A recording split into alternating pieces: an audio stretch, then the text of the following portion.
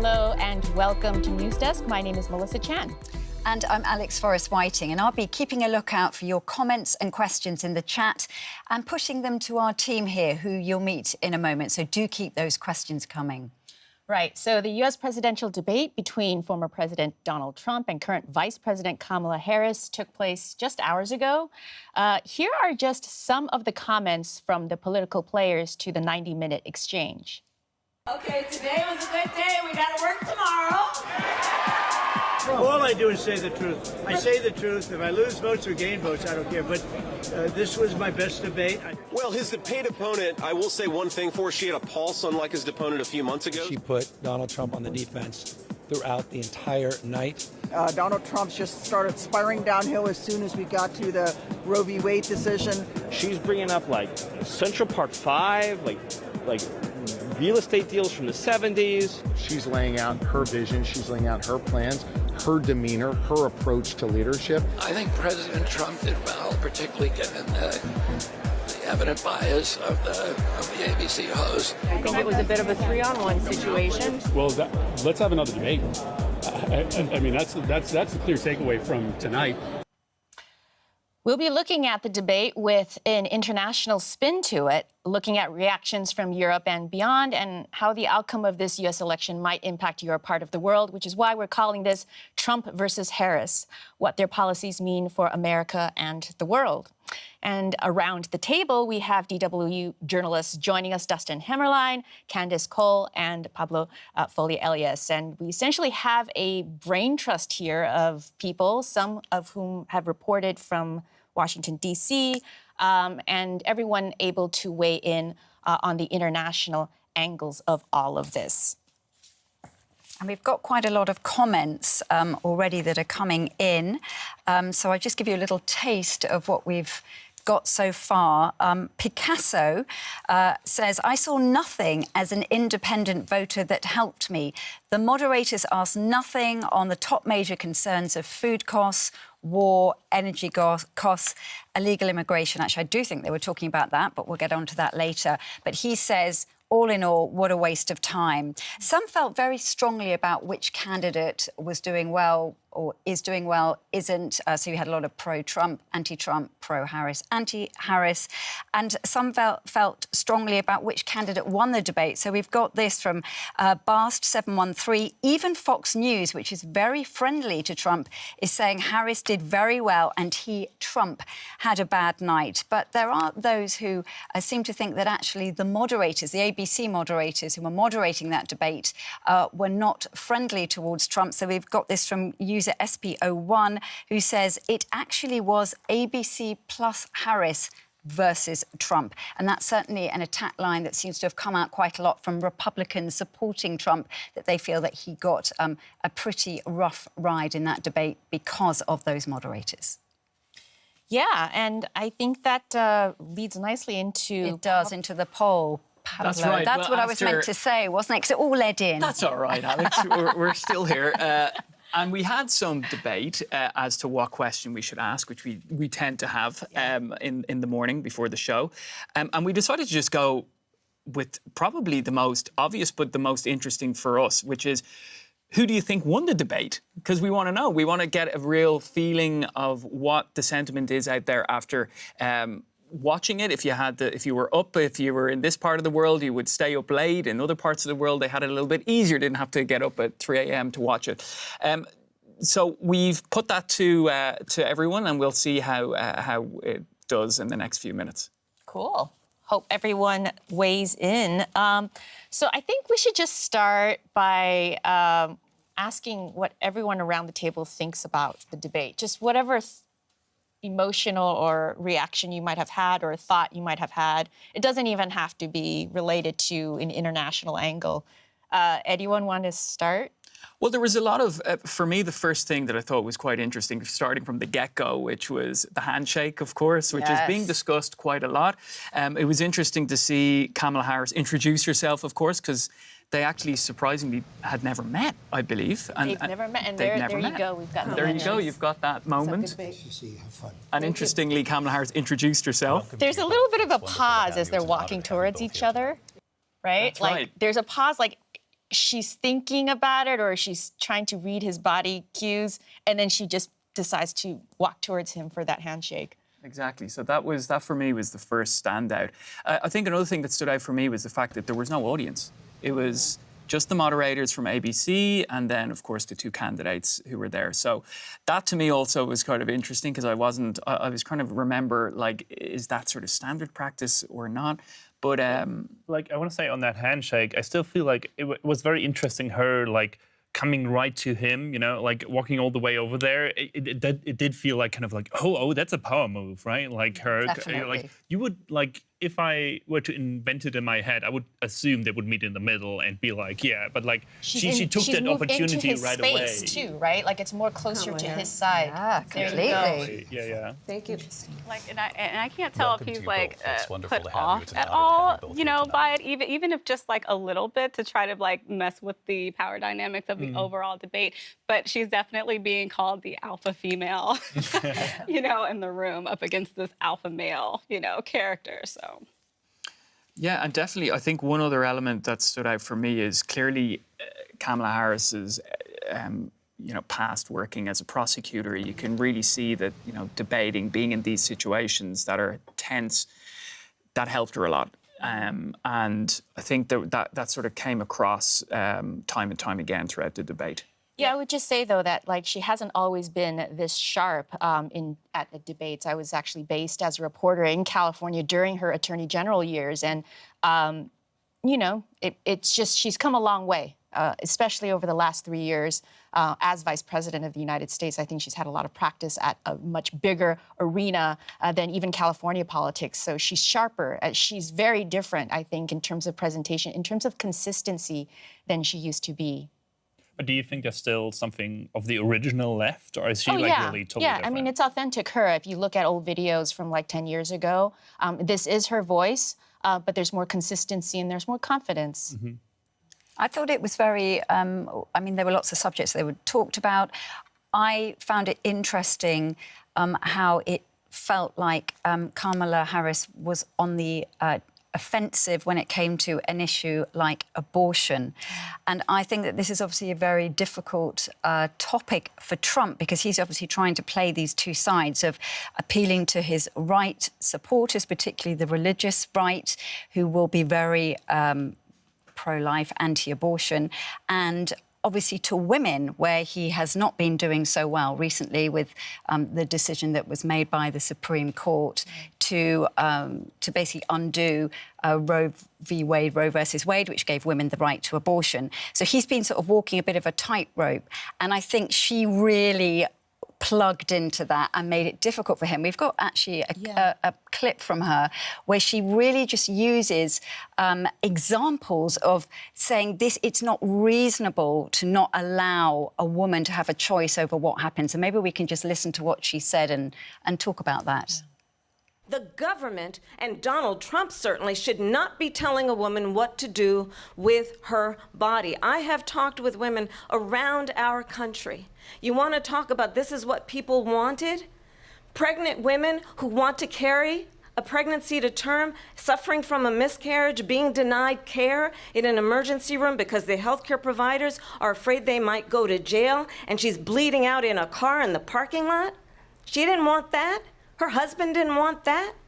A 12 or 13-year-old survivor of incest being forced to carry a pregnancy to term. They don't want that. Yeah, so very, very strong, weren't they? Those two examples of really putting him on the spot. But also she was emotional about it as well, saying, you know, who could not want to help a woman in these situations, and yet you could be, there could be a situation where a woman is bleeding in the car park because... so brutal and you can really imagine it, can't you? And the doctor's unable to help her because they're worried about what will happen to them. So I thought that she really made sure that she owned that subject. It was interesting as well to hear from Trump as well on the topic, because he did say as well that he wasn't against certain instances. For example, rape, incest. I think there were two, and there was another one. So he was trying to, like you said, trying to find that balance somehow. But of course, you know, at the end of the day, he has a very different stance than Kamala Harris.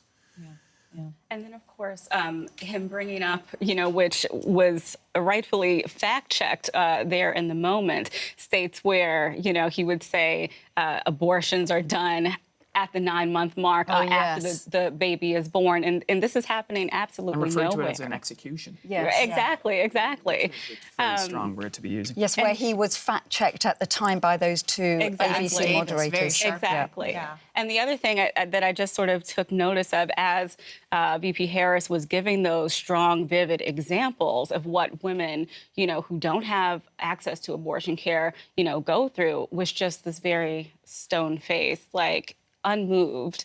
And I don't think that he actually looked at her throughout the entire debate, actually, which I also found to be sort of telling. It's very interesting. Do you have any thoughts and reactions? Yeah, I mean, obviously, watching it here from Germany, from Europe, it's like a total different media event, right? Like, it's like you wake up to it instead of it being in the evening. I woke up to it at least, which is maybe a reporter thing to do. But yeah, like in the morning, I started watching it and was like, yeah, what happened in the night? So it kind of feels different in that way, I would say. And I would say my main takeaway was different than what I read afterwards, right? Like, I did not think that coming away from it, I tried to remember, who do I remember more of? Like, whose statements are still in my mind? And I could just remember more of Trump's than of Harris's. Oh, so I was like, oh, wait. Like, and then when I read the paper in the morning, I was like, oh, okay. Like, everyone is kind of saying the opposite. So, yeah, maybe I'm one of those. It's not like... in my head now, I'm thinking, like, maybe it's because he did say a bunch of stuff that people didn't like. But he said that everyone will remember the cats and dogs and pets thing. True, and in case you don't know, I mean, he raised this basically fiction about immigrants eating people's pets. It was kind of a low point of the debate. I think we also have the soundbite of that because you kind of have to see it to believe it. But that might be what stuck out at you. Let's have a listen. In Springfield, they're eating the dogs, the people that came in. They're eating the cats. They're eating the pets of the people that live there. And this is what's happening in our country, and it's a shame. Wow. Yeah.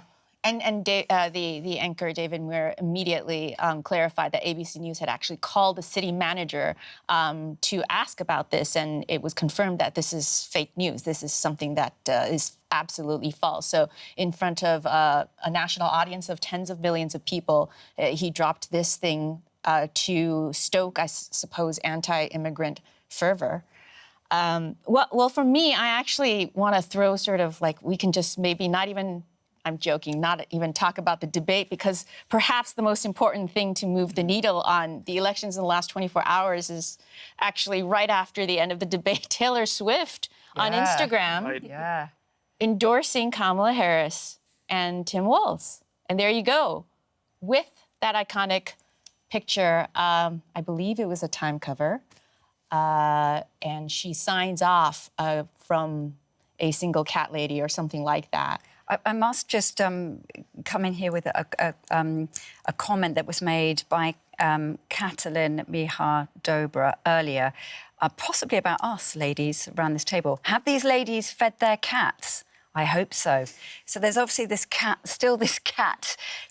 female issue going on, and then we have it with Taylor. Guilty as charged. I've got two called Proof Rock and Zelda. Should we go around the table and share our cat names?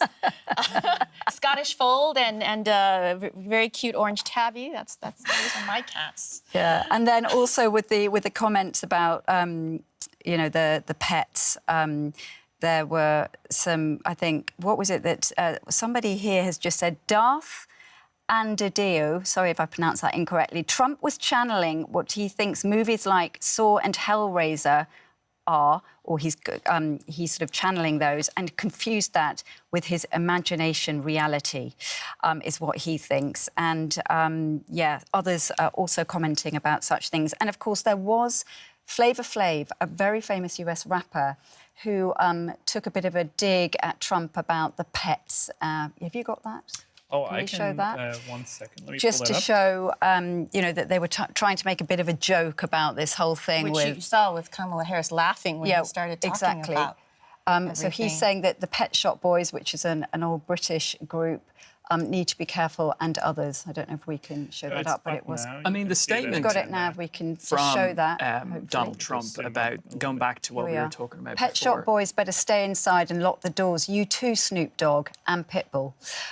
Yeah, so that I think that's something that people will remember. 100%. But I mean, it's incredibly, shocking in many respects that comments are being, we saw Kamala Harris laughing. I think it was more just sort of absolute shock that a statement like that was coming out of the former president and potentially the next president of the United States. Because I think for a lot of people, it is just almost, it's almost like, is this a joke? But I mean, there's something very dark behind this, which is, we're talking about misinformation being spread.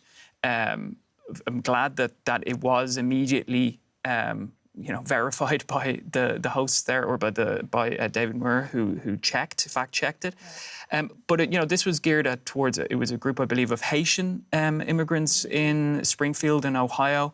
And I mean, I think just we have to kind of really focus on the danger of making these kind of comments and making light of the situation for many people who go to the United States. And I think that's something that, can't be ignored.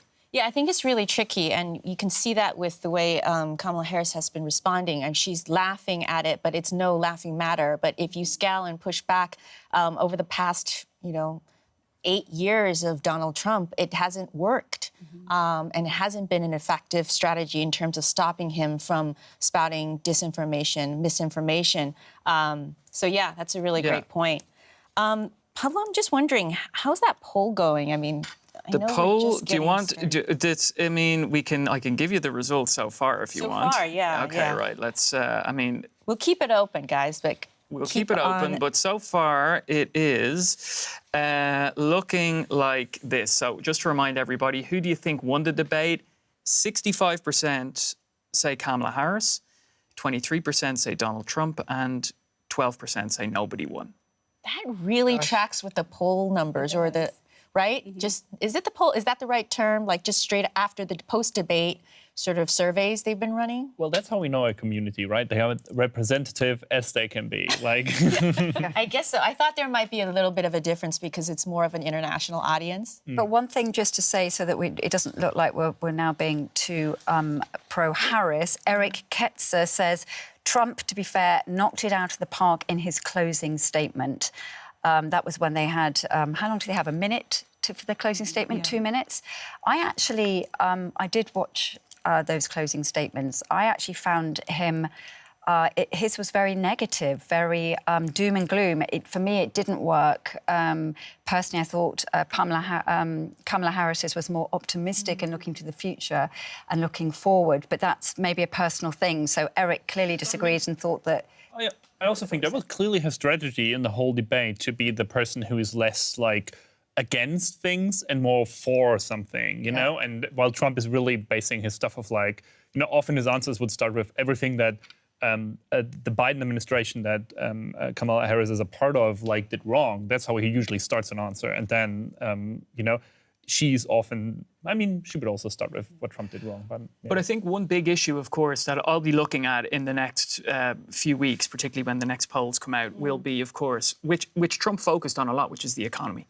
And he has been doing consistently better in polling up until this point. So, he really wanted to have focus on the economy and get that point across. And we can't deny the fact that I think the last poll I read was there was an 8 or 9 point difference between Kamala Harris and Trump with regards to the economy, as in 9% more support Trump compared to Harris. So obviously that's an area that Harris does need to work on and needs to perhaps be a bit more detailed for the electorate. And Trump, of course, is using the past 3-4 years as part of his strategy, Harris has been in office, and as much as Harris wants to kind of distance herself perhaps, but not at the same time from Biden, the facts are facts. She was in the administration, she is in the administration with President Biden. But here's the thing, in just listening to his closing remarks, he went on about, she's been in office for 3 years. Okay. but she's the vice president. And what does the vice president do? I mean, really, it's a largely ceremonial role. And she has not had, you know, she hasn't been able to actually like be in the presidency. Like she hasn't actually been the one in the Oval Office to make these calls. And I really feel like throughout the entire debate, you know, Harris, you know, she kind of like stayed on her message of moving forward and talking about her opportunity economy and what she wanted to do for the middle class.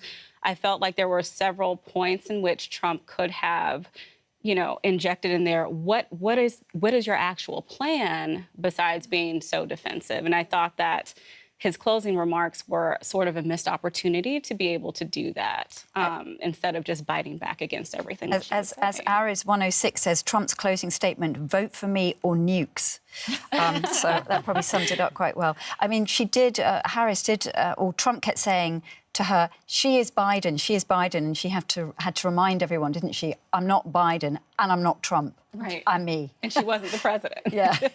I think we're about 20 minutes in. I just want to get to a few of the moments of foreign policy that did come up. For example, Kamala Harris said that world leaders laugh at Donald Trump and that military leaders she's spoken with have called him a, quote, disgrace.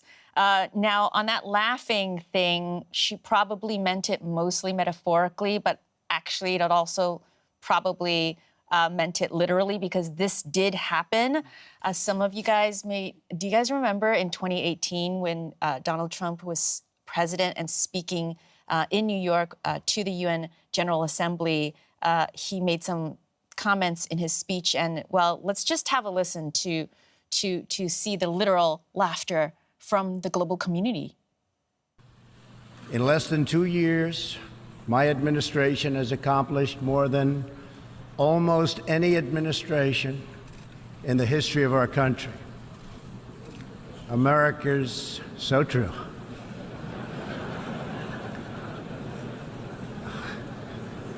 Didn't expect that reaction, but that's okay.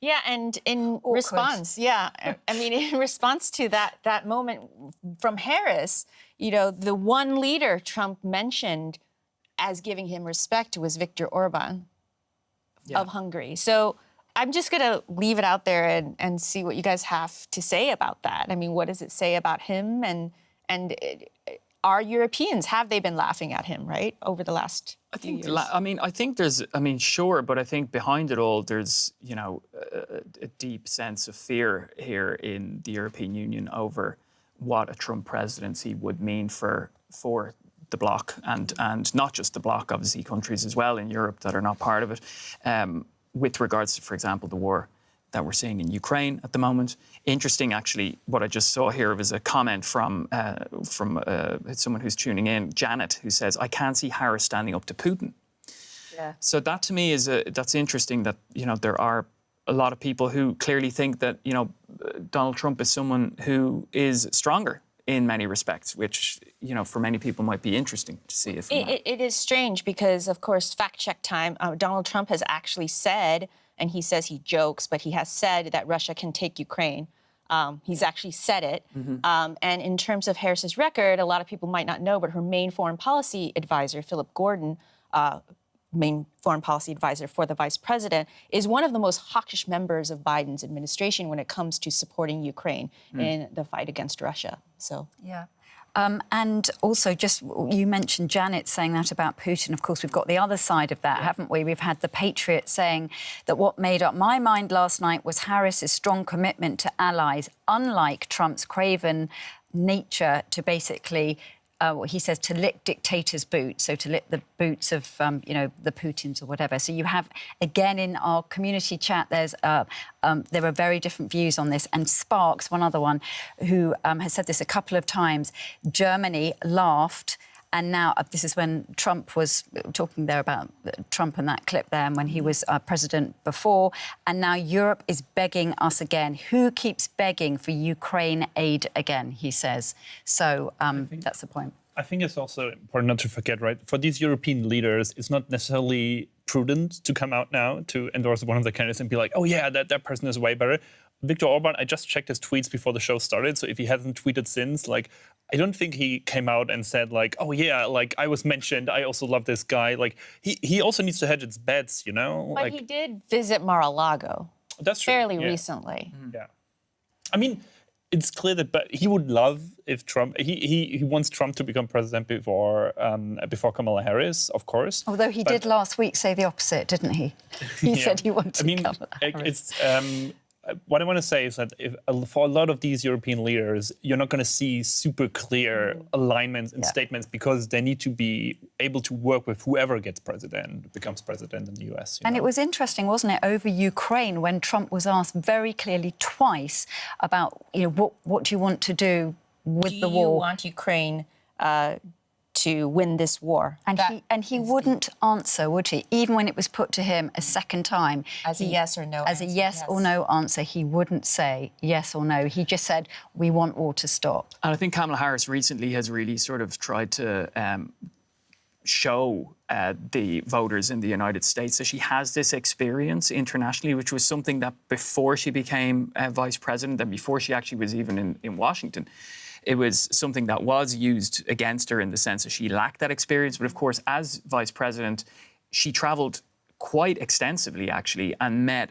dozens of leaders. She's met Chinese president, Correct. Chinese leader Xi Jinping. She's met Zelensky several times. Correct, and was sent to the Munich Security Conference as well. Were you there? Who was there? Like she was at the I wasn't at the Munich Security Conference. Okay. I was covering it, though, a few days before the war, I remember very clearly. Right. And the Munich Security Conference a few days before Correct. the war. She was actually in that room with so many Europeans who were freaking out. Yeah. And Biden didn't go to that one. That's right. And Kamala Harris went. Yes, she was the representative for the United States. So she's been sort of stepping up to the role often of almost president at times, standing in for Biden, and has once again recently emphasized the US's commitment to their, let's call them, traditional allies. Right. So Harris has sort of been much clearer in the direction that she wants the United States to go with regards to foreign policy. So wants to give a sort of a calm to those allies, particularly here in Europe. Let's roll on Trump talking about Ukraine during the debate. We have that. So let's get going on that. They sent her to negotiate peace before this war started. 3 days later, he went in and he started the war because everything they said was weak and stupid. They said the wrong things. That war should have never started. She was the emissary. They sent her in to negotiate with Zelensky and Putin, and she did. And the war started 3 days later. Pretty strong statement there from Donald Trump. I mean, and it's a pretty fierce accusation from Trump. Obviously, you saw Kamala Harris's reaction there. He also said, like at one point in the debate, did you guys catch this? That he met with or spoke with Putin sometime after his presidency. Mm-hmm. This is news. This has never been reported. It's unclear at this moment whether he misspoke or it's like, surprise, everyone. Right. If it's true, I find that quite shocking. And what was this meeting all about? And was it one of those like, oh, I didn't really mean to say that, but it did happen? There are so many questions now. Yeah. And I just wanted to pull in this quick polling number. The Cato Institute did a poll of some swing states, Pennsylvania, Michigan, and Wisconsin, just 2 days ago, right before the debate. And it just says that, most of these swing state voters find, the war situation with Ukraine to be a real threat to, national security here and would like to see that, come to an end as soon as possible. So I think that, just putting, framing it in a way that says, if Trump doesn't care, what basically happens with Ukraine is going to put, a lot of American voters, at home, in an uneasy, situation, because this poll also says that a lot of folks in these swing states are also worried about the potential of a World War III. And so what happens if you, allow Ukraine to be taken over. And actually, since we played the soundbite from Donald Trump about Russia and Ukraine, we also have a bit from Kamala Harris about Trump's relationship to Putin and the importance of NATO. So let's have a listen to that. And that we understand the importance of the greatest military alliance the world has ever known, which is NATO, and what we have done to preserve the ability of Zelensky and the Ukrainians to fight for their independence. Otherwise, Putin would be sitting in Kyiv with his eyes on the rest of Europe, starting with Poland. What you think is a friendship with what is known to be a dictator who would eat you for lunch. Yeah, eat you for lunch. So there was the person who posted earlier about being concerned whether Harris could stand up to Putin. Yeah. That's a little bit of her showing that she can and she will or she wants to. And we've Don't know if that convinces you, but... And we've got Hawkeye42 who has put this in the chat, which is kind of similar to one that we had earlier. Trump is easy to manipulate. Give him compliments and favour, then Trump will easily be controlled, which is kind of what Harris is saying there, eat you for lunch. And Sparks... I remember that's one we talked about, like, as journalists behind the scenes all the time during the Trump presidency of this, like, oh, yeah, he's visiting this country now.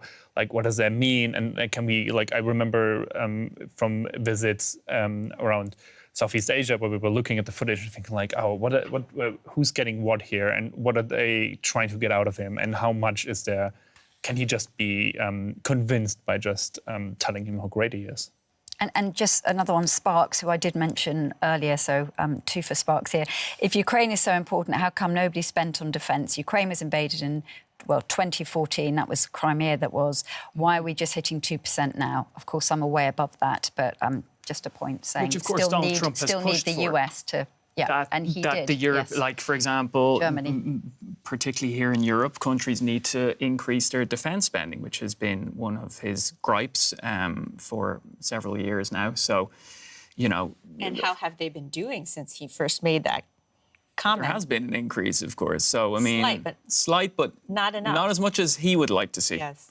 So, I mean, once again, you know, we're seeing Trump sort of a continuation of the policies that we had under the first administration. So, yeah. So the other couple of things that Harris talked about in terms of international and, Harris and Trump talked about was Israel. Vice President Harris said Palestinians have a right to self-determination and supported and called for a 2-state solution. She also reiterated her support for Israel. And Trump said that under Harris, Israel wouldn't even exist within 2 years. Yeah. I don't know if anyone has any comments to that, but this is obviously, of course, a major international story right now happening, and Harris has been under pressure to stake her position on this, and it's been slightly different than what Biden has said. She's shown more empathy to the Palestinians. She definitely, I mean, we saw it a few weeks ago, definitely, once again at the DNC. Kamala Harris, there's a lot of expectation, of course. DNC took place in Chicago and Illinois, and there was, you know, there is a big Arab-American community in the Midwest, particularly in Michigan, which is one of the swing states. So she had to find this balance, essentially. She has been more vocal overall. We saw back in July when Benjamin Netanyahu, the Israeli Prime Minister, was in Washington, that she came out after that meeting and let's just say it looked like it had been a heated meeting and made statements which were definitely much more critical of Israeli policy. It looks like she is probably going to continue down this path of criticising Israel, but at the same time, with regards to supplying arms to Israel, that is something that, for now, looks like it's going to continue. So she's definitely been more sympathetic towards Palestinians. Yeah, I mean, my takeaway in all of this is the language has changed, but Correct. American foreign policy when it comes to Israel has not really changed in the past 2 decades. No. And so prognosticating what Harris will do if she becomes president on this matter, I think, is a very difficult one. I I must admit, when I saw that part of the debate, I had a lot of cringe, and it was like, I can't listen to a Trump saying like, "Oh yeah, I'm all gonna solve this like tomorrow when I become president." I felt like very much like, oh, that's like a very difficult crisis with so many factors, and that for me, as like a more outsider to the U.S. debate, felt like, ooh, well, are you sure you want to say that? Like. Yeah, and on the Gaza issue, I mean, Trump's son-in-law, Jared Kushner, has even been on the record as saying that it would be great real estate for building resorts. I mean, that is kind of not necessarily the position of Trump, but it shows a certain worldview in terms of what's happening in the Middle East and which side they would be on. The other difficult subject that came up was Afghanistan. Harris was asked whether she bore any responsibility for the way the withdrawal happened. And this one I thought was pretty interesting because my take was that she didn't answer the question directly, but she did say she agreed with President Biden's decision, and that she pointed out that this is the first time that the U.S. has not been in a hot conflict in this entire century. But she did also throw it back at Trump, didn't she, about Afghanistan, kind of saying, you know, you had been doing deals, including with the Taliban and this massive prisoner release. And, you know, you kind of left us with this mess that we had to do something about, but I'm happy that we're out. I mean, so she did, it was a difficult one for her, I think, because at the time, of course, if people remember, when the US did pull out of Afghanistan and then all the other allies did as well, we were just watching the chaos across Afghanistan, Kabul, and now, of course, what's going on now, particularly with women and all these rights being taken away. So it's a difficult one for the Democrats, isn't it? So she did the best that she obviously felt she could. Candace, I'm curious your thoughts. I mean, we're talking so much about the international stuff and Afghanistan especially. What's your sense in terms of, we know that Americans put foreign policy pretty close to the bottom of the list of things they care about during elections. But do you think any of the stuff that we just talked about, whether it's Ukraine, Israel, Gaza, Afghanistan, resonated with people who were listening? So I can tell you just from, you know, some of the research that I've done in terms of the foreign policy stuff, at least according to Morning Consult's latest quarterly tracking, immigration and terrorism are at the very top of the list. So I don't think it's so much that Americans don't really care about foreign policy, but it's more or less, how will the foreign policy affect me here at home? It's not so much of an outward, you know, oh, we need strong ties with Europe or with Asia or, you know, with these other places in the world. And I think it's because, one, America is so, you know, sort of far away and big in and of itself. And so, again, immigration and terrorism really top the list at like 49 and 47% in terms of importance. But then you go a little bit further down, the U.S.-Chinese relationship seemed to sort of top the list, only at 24%.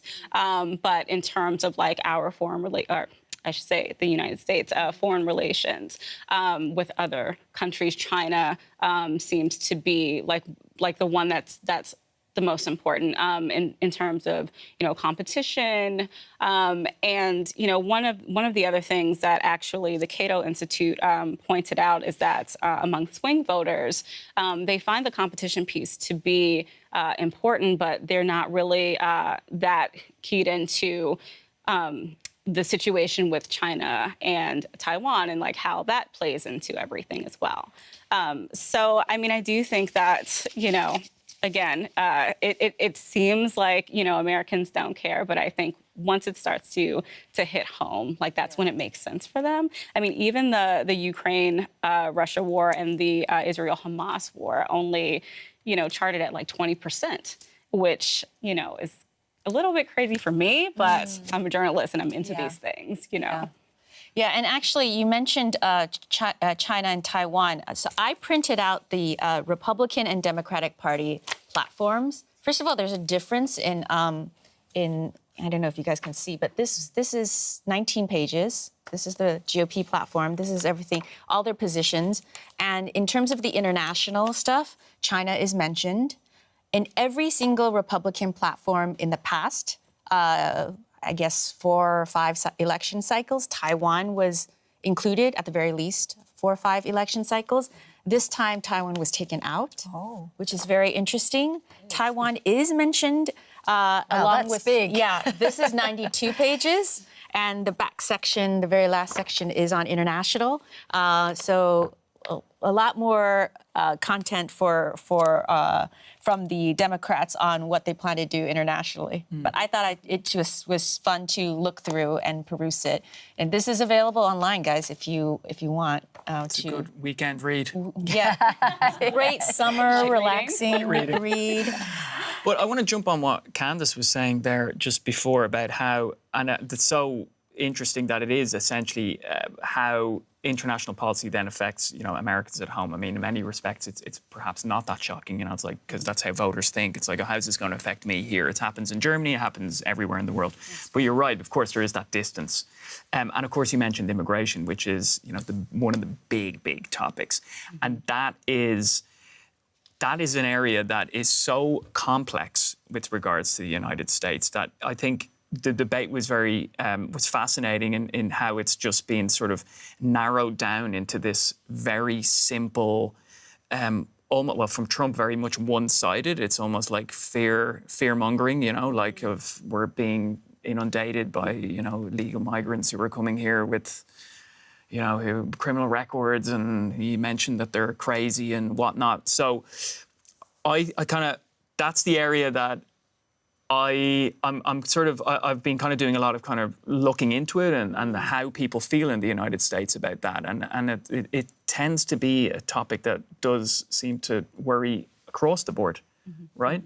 So absolutely. And sorry, Karen, I'm just going to say a couple of comments. Ayush Veek saying illegal immigration should be a problem, not legal immigration. Legal immigrants pay taxes, so they do have the right to live in whichever country they're in. Quite a lot on this whole issue of immigration just generally. And Kamala Harris did point out, and this was something that she did as vice president, she was given this sort of very difficult task in many respects of having to look into the reasons for migration to the US. So she went to Latin America, she looked into, why people are leaving there and why they're going to the United States, sort of go to the, I suppose, like the root causes of it, which is sort of in many respects, perhaps a more logical approach as opposed to like what she said, which is, that Donald Trump is like build a wall, and let's not forget that a wall across the US's southern border is pretty difficult to do. I mean, there are huge chunks of that wall where, you've got a wall. I was actually, this is total side note, but I was at a wedding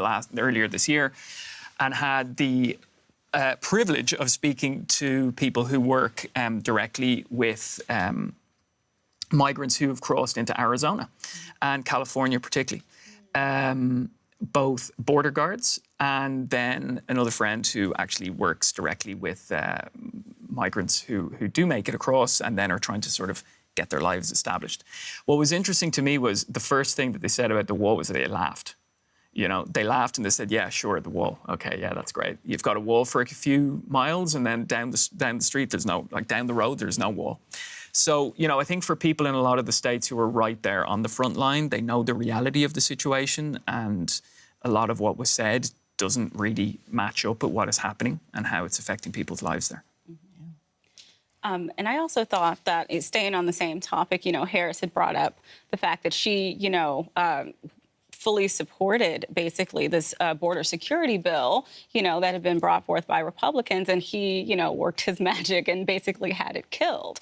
But why would you, it's just like, why would you do that? I mean, I think she brought up a pretty good point of being more or less solution oriented, and it does make you think, is this just a problem that you want to continue to, perpetuate so that you can have something to rag on about, is just what I feel. But since we're talking about immigration, I think we drew up a plan in the beginning to go through, and we were going to talk about Germany and the EU, but let's flip it around.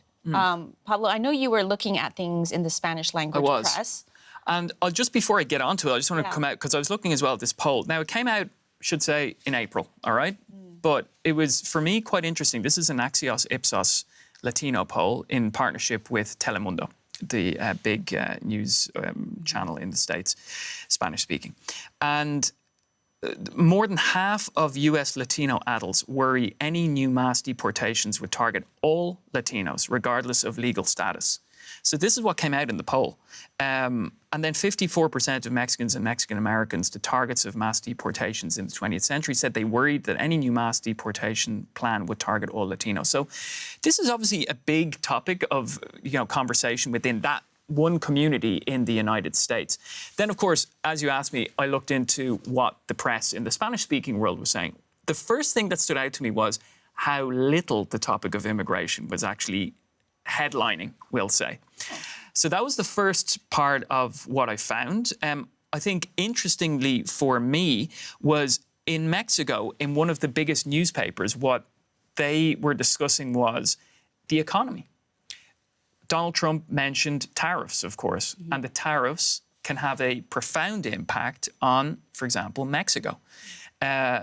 He said that he would close the border and stop the people crossing the border, which, for anyone who's been to the US-Mexico border, there are thousands, if not millions, of people who cross the border on a daily basis for different reasons, whether it be for family reasons, economic reasons, because that's just always been the way there. And, the economies are so intertwined.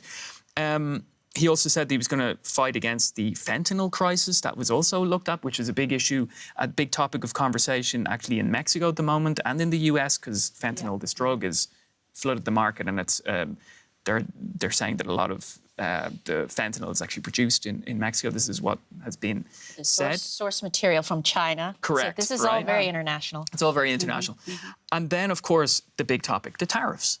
So one concern in Mexico is how an increase in tariffs, which Donald Trump wants to introduce again, it would affect the automotive industry, which is big in Mexico. Can I just ask for a clarification? Sure. So the tariffs would impact Mexico, which is part of NAFTA. Well, this is what's being said.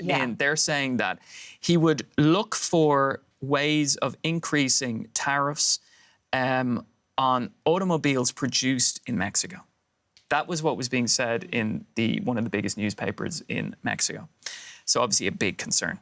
And just for people who don't know what tariffs are, can be a complicated thing. It's a kind of tax, right? But the person who pays it is actually, if a car from Mexico goes into the United States and an automotive dealer buys that car, the automotive dealer in the United States is actually paying that tax, not Mexico, not China.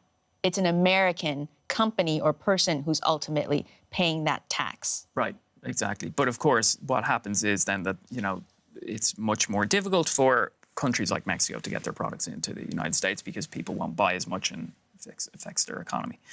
Another focus in Mexico particularly, I looked a lot at Mexico, so I thought, of course, fellow North American country, a lot of links there. And there's a lot of talk about the cats. Once again. Once again, eating your pets. That came up time and time again. The immigration topic it was mentioned, but not in detail. So once again, my impression from Mexico particularly, and then I looked at Argentina, I looked at several other Latin American countries, a lot of talk about economy.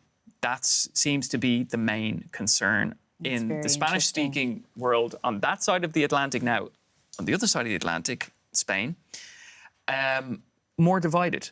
And that to me was fascinating. If you looked at the more centre-left press, very much in support of Kamala Harris,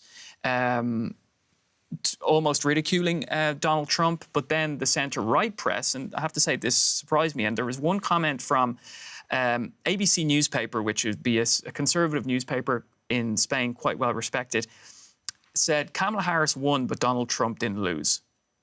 So that really stood out for me because it kind of got me thinking. I thought, okay. So...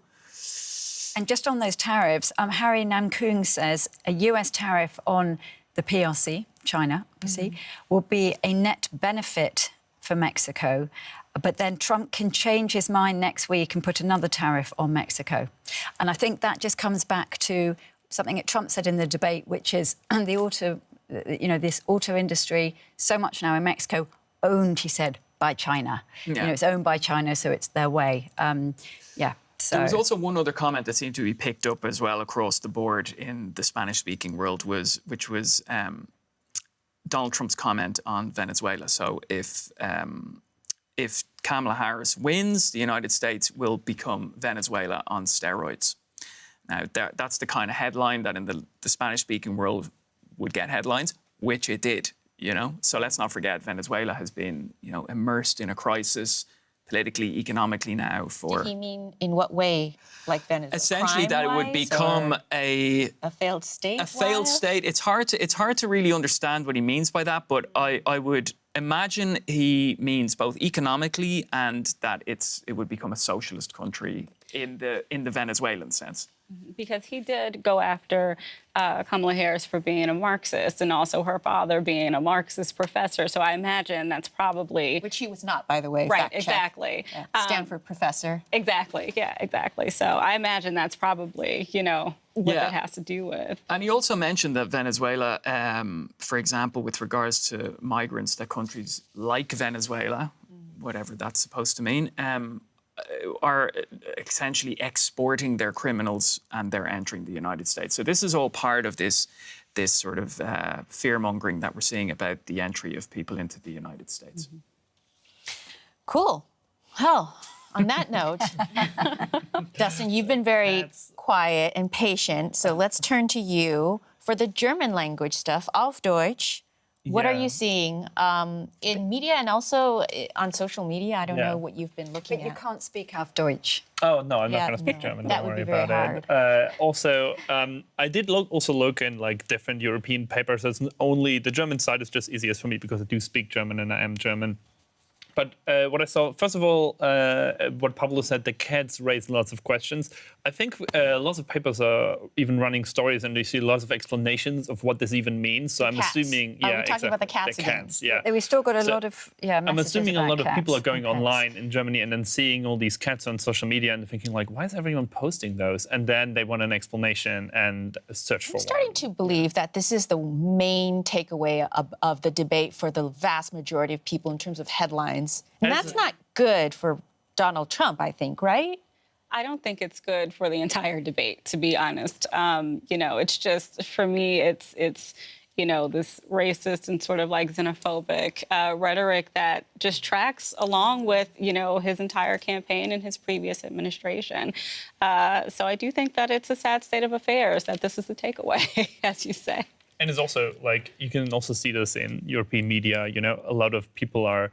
the story's kind of moved on to Taylor Swift and cats now, and it's less about the debates and what actually happened there. Even though, the disclaimer also stands for Europe that you made. It's not that big of a topic. A lot of papers didn't lead on it, and it came further down on the start pages, especially in Eastern Europe on pages that didn't see it that prominently placed.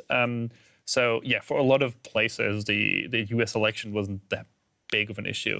But I do have, I did bring with me one screenshot from the German right-wing, at least conservative newspaper Bild, which is a yellow press format. If you guys want to share my screen, yes. Bild is kind of like the New York Post of Germany. Is that the right way of you could call it that. It's generally more of a conservative paper, but I picked this one less because it's conservative, but because it's, first of all, fun to look at, and also it's kind of very symbolic on what the discussion is in many countries.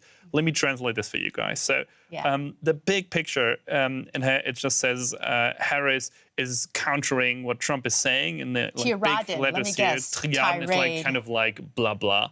And then they made these fun speech bubbles, and those really correlate with the main stories that we've been talking about. Yes. Trump just says migrants eat pets. That's just that's kind of the main line. We're all learning German right now. We can see it. Haustier. House animal. Haustier, yeah, that's pets.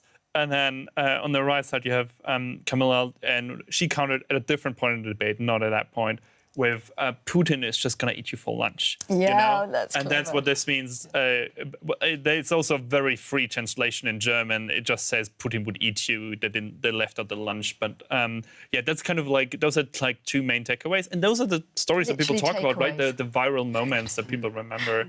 And then it's also, that's why I picked it, because it has the other stories as well.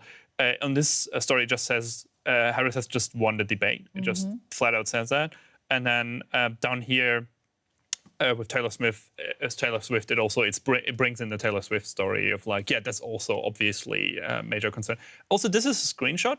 Now the page has changed to just show the Taylor Swift story as like the main event. Just a question so that people might understand conservative in Germany versus conservative in the United States. I made the comparison just now of Bild kind of being like the New York Post of Germany. But do you know Bild's position vis-a-vis Donald Trump and Kamala Harris?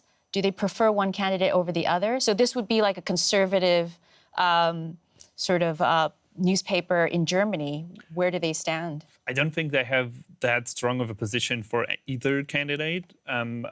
They are, in general, a more conservative paper. But like, if you talk about a conservative paper in Germany, I think that's far away from a conservative paper in the US. It's just different cultures, you know. Like, if a good example is in the debate, you know. Trump was always calling Harris a Marxist and a socialist, because those words are, might hurt her running for her career running for president. Maybe you're shaking your head, but in Germany, those are not negative words. Like that's like, it's also not positive. It's just like a socialist it's one direction you can go in your politics, right? Like, you won't hear a conservative politician in Germany saying, "But you're a socialist." Like, it's not that kind of term. It doesn't work like that. The other thing that is striking to me is that it was on the front page of the German press and a lot of other newspapers. And Candace, here's a question for you, because I know you're here in Germany short term as a Burns Fellow, which is a prestigious journalism fellowship. My sense is that Europeans talk a lot more about the transatlantic relationship than in the United States. I mean, I don't know how what you've heard in D.C., but do people worry about the European relationship in the same way? I mean, no, I think that's probably right. I think that, you know, in terms of just what has just, you know, taken place in terms of like the Russia-Ukraine war, that's probably like the most worrisome thing in terms of the transatlantic relationship for people at home in the U.S. I think perhaps, you know, the conversation is more robust here because perhaps there's more at stake. You know, perhaps, Europe as a whole, like the EU, is, I mean, kind of dependent on, you know, the allyship there with the United States. And let's not forget, and not only Trump, but it's also been, you know, speculated that a Harris administration would also call on the NATO allies to chip in their 2% to continue to, you know, help to fund Ukraine and keep the entire, you know, region safe from further incursions from Putin. So I think it's just sort of the stakes are just a little bit higher for EU countries looking at the relationship that way than it is perhaps for Americans in the US. Yeah, that makes sense. Just one thing, Sense Confirm has said, and maybe you can confirm this actually, Justin, Tim Walz is of German descent. In 1867, his great-great-grandfather, Sebastian Walz, emigrated to the US from Kuppenheim in the Grand Duchy of Baden. I do think I heard about his German descent. I don't know about the rest of about the exact story of Baden-Baden, but I heard about his German descent, yeah. Okay. Yeah, I mean, a lot of people from the Midwest actually hail from the Scandinavian countries and also Germany, so it's quite likely.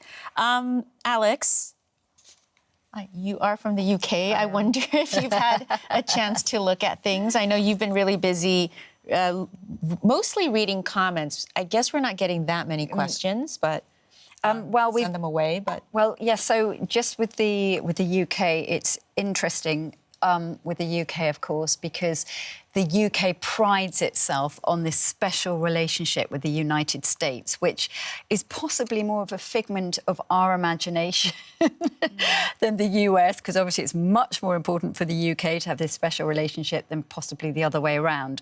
Having said that, when Keir Starmer, who is the British Prime Minister, went to the US earlier this year in the summer, he was very pleased that Joe Biden did talk about the special relationship. That's a term, right? That is a term. So that is a box ticked, because every British Prime Minister has to get that promise and that term at some point from a US president. Really, I can't tell you how important it is. I worked in Westminster, so I worked in the House of Commons, part of the lobby, so with all the British press, and the amount of pressure the prime ministers were put under from various prime ministers. Is the special relationship still intact? That was just so key. Anyway, I digress. So, in terms of this debate, I thought that I could maybe just show a couple of differences in terms of newspapers. So, Rupert Murdoch, the media mogul, who hopefully everybody has heard of, who owns many, or his family own huge numbers of media, from newspapers to, of course, Fox News, etc. So he owns two newspapers in the UK. One is The Times of London. That is centre-right. And I thought it was interesting, I think, that Dustin has got the front page of that, hopefully, for me, because their front page. One second, he'll find it. But their front page is a strong night for Harris, which gets better with Taylor Swift endorsement. So that was pretty clear. And then lots of commentary underneath about, this was good, this was not good for Trump. Flip-flop. US election coverage. So really pretty intense. Murdoch owns another paper called The Sun. That's a bit like the Bild in Germany or the New York Post. It is our tabloid. It's the most, still the most successful newspaper in the UK. And they had this line, "Time wasted. Why hasn't she done anything? Donald Trump blasts Harris." And it continues for not failing America in fiery TV debate. So that's obviously a much more pro-Trump stance, which is interesting. I don't know if the Sun have yet come down on which side they will support, but that was pretty clear, because I would say that that's not what I took away from watching the debate myself, but that's clearly the line they're taking. Let me just add one small thing. Both sides look different now. I just pulled them up. Those are screenshots. So this is a couple of hours ago when we researched the story. I took those because often news sites change. The Sun doesn't have the story on the front page at all anymore. Oh, wow, that's interesting. But there are other newspapers as well that are right-wing. So, for example, The Telegraph, which is a sort of paper that my parents, for example, would read. It's very conservative. Trump attacks Harris over policy U-turns in election debate. But The Spectator, which is a weekly magazine that, again, is sort of like The Telegraph, their front page, certainly a couple of hours ago, Donald Trump was his own worst enemy in this debate. So it is quite sort of split on, on who they think did well and who didn't. But the UK, whatever happens, and it's become very clear under this new Labour government, they have got to make sure that whoever is in the White House, they are going to have a good relationship with them, particularly now that the UK is not in Europe, has come out of the European Union. Of course, it's in Europe, but it's not in the EU. So that's always going to be important. Question that might seem obvious, but Keir Starmer would likely get along better with which presidential candidate? I think it's probably pretty clear that he would get on with Kamala Harris better. However, as I just said before, they absolutely have got to make sure that they will get on with either side. And what is interesting is that his foreign secretary, so the foreign minister, David Lammy, who has been incredibly outspoken against Trump in the past, he's, used words like Nazi and, full-on words. He's now really backtracking. He said that he's great friends with J.D. Vance, who is Trump's number 2 in this election. And so it's very clear that the Labour government, the party, are desperately trying to make sure that they do not alienate Trump or the Republicans, because they know that they've got to keep them on side. And didn't Was it under Boris Johnson where the UK did try to build that special relationship by inviting Trump to meet the Queen? He did meet the Queen. Yeah, I mean, to be fair, the Queen also met the Obamas, and that was a very. You may remember it was a few years ago now, but Michelle Obama and the Queen seemed to have a very good rapport. It didn't seem to be the same in terms of body language with Donald Trump, because you may also remember, well, I do as a Brit, because it was all over the media, that Donald Trump walked in front of the Queen. And that is terrible British etiquette, by the way. You would never walk in front of your monarch. Sorry, it's not his monarch, but, you know. And so, you know, the royal family always tried to stay out of politics. They were just doing their duty, which is we need to make sure that we can appease Donald Trump and America, because also this is when the UK was coming out of the European Union. It wanted a good trade deal. By the way, there is no trade deal.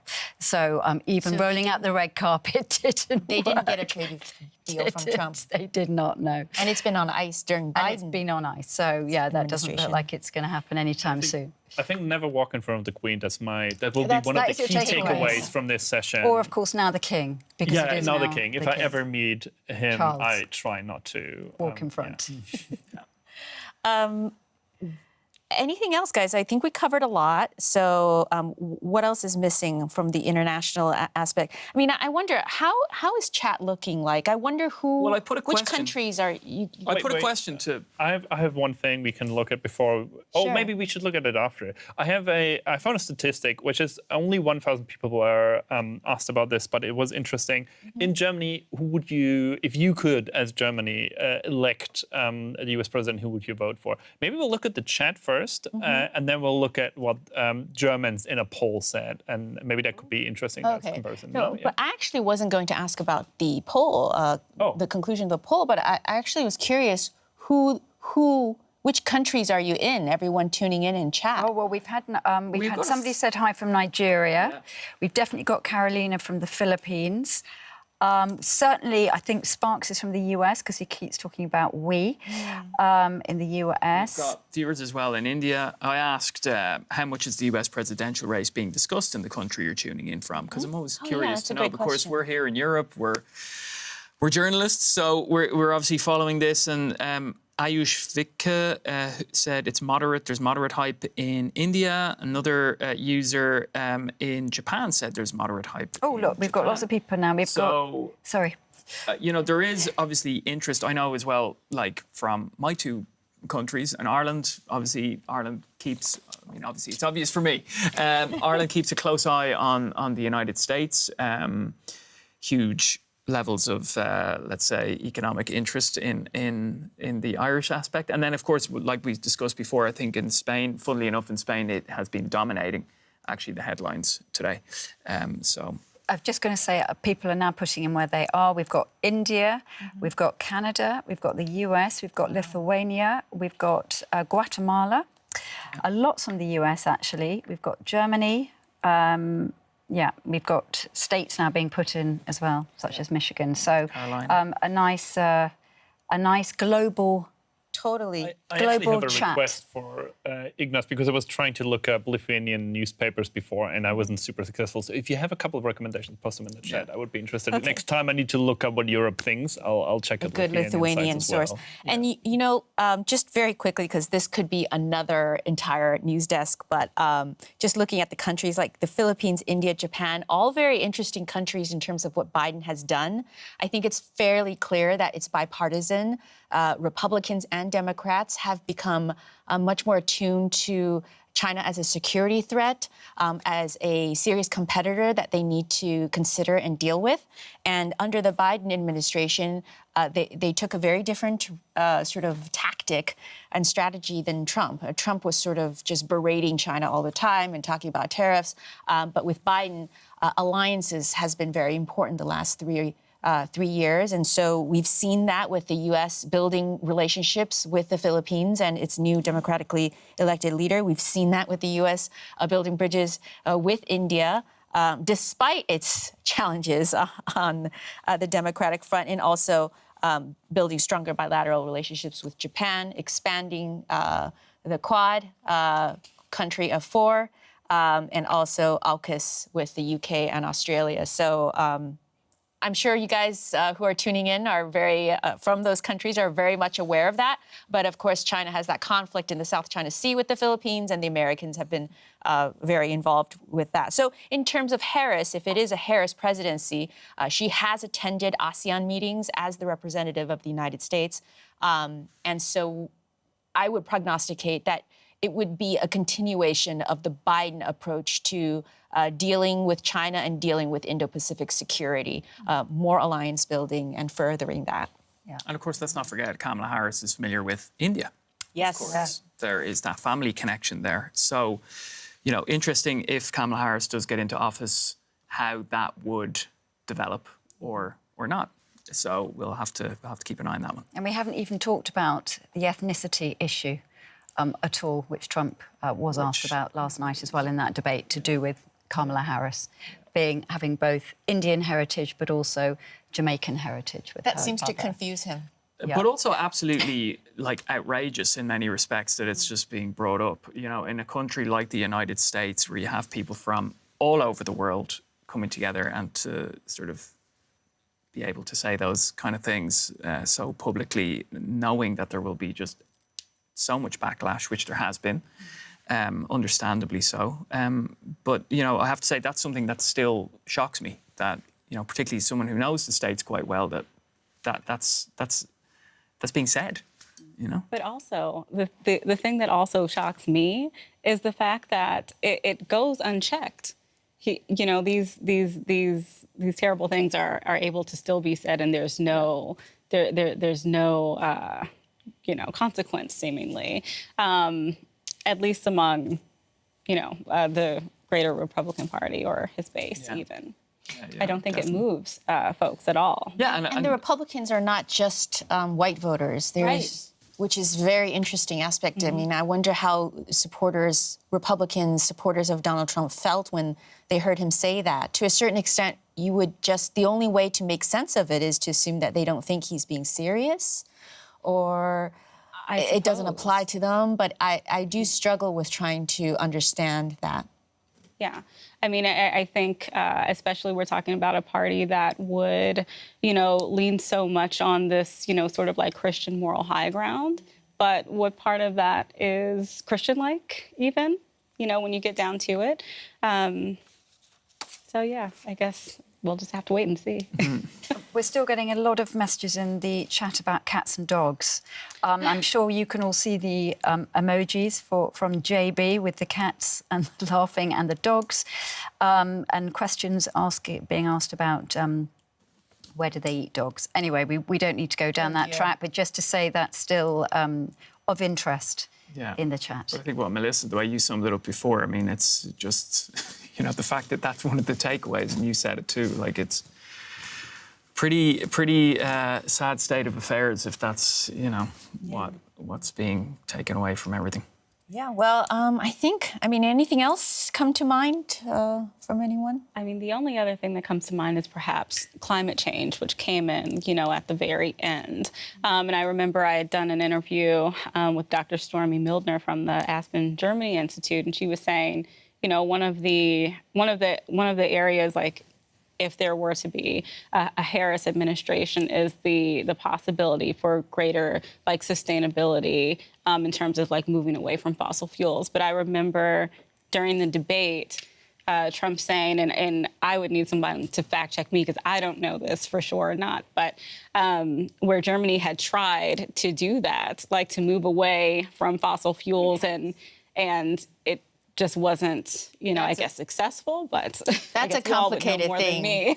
Yeah, no, that's a complicated. I mean, who's best at explaining this? But basically, Germany has also had the option to maintain and even build nuclear reactors as a way to bridge that gap from moving from coal energy to renewables, and has chosen not to, and in the process has actually ended up emitting more than in the past, even as it's tried to commit to the climate change agenda. Is that a right way of putting it? That's a good way of putting it, for sure. Like, it's a long and different story. The history of Germany and nuclear power is very complicated. It has to do with like social movements here in the country where people really felt very upset about anything that produces nuclear energy and the possible consequences of that if there's an accident. That's what a lot of Germans, not all Germans, a lot of Germans are very afraid of. And that's why, and it's true, So once what Trump Germany said was true, partially. Partially, yes. It's true in the sense that, yes, when Germany decided not to do nuclear power, the emissions went up because there was more coal plants and I think gas plants.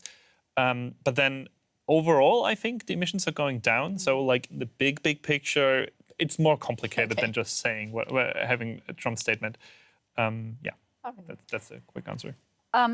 Yes, still, I'm not going to talk about that. I'm just obviously focusing on the chat. I have been told by Zephyr that there are great questions in the chat that I'm ignoring, and I apologise if we have ignored them. We have so many people there typing. Are a lot. There is this, which I thought sort of summed it up perhaps a little bit, from Aish Vika. It will be a miracle if Trump wins 2024. It will be a miracle if Trump loses. So there you go. You've got both. Wins, lose. So I thought that was quite a profound way to possibly end. This is a great way to end it. Let's let those in the chat room end it with the last thought. Thank you very much for that. You're welcome. Well, thank you for putting it in the chat. Thank you, everyone who did put your comments in. Still lots about cats and dogs, which I will not go back into. But thank you and for all your questions, and apologies if we didn't get to all of them. But hopefully you enjoyed a good conversation. Yeah, thank you very much. And as always, you can check about 24 hours before our News Desk program on the community tab to see what we decide to pick as our subject for the week. So we'll see you then. Bye-bye.